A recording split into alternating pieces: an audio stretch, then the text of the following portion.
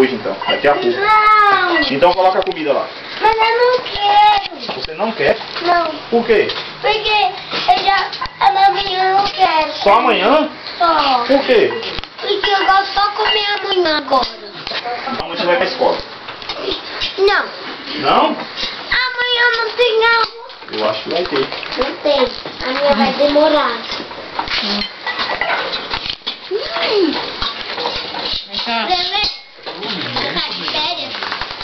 Gente, essa mulher aqui é gente boa. Você também? Nunca vi uma mulher igual a essa. Você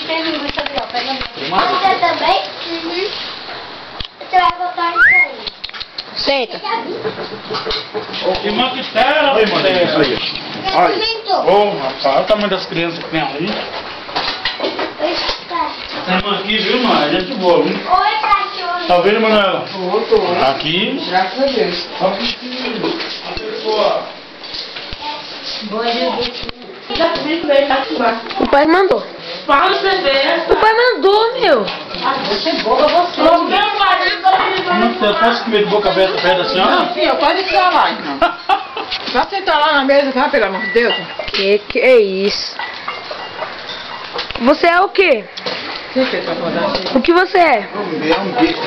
Comedor de carne. Ah, você é comedor de... Esquece. E você? Posso comer aqui perto? E esses cachinhos? Ah!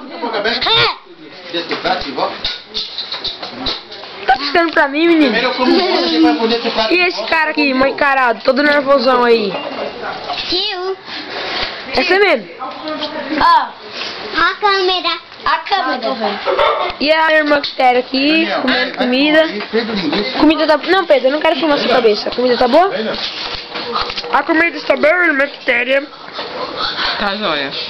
E você, a comida tá boa? E você? Muito bom.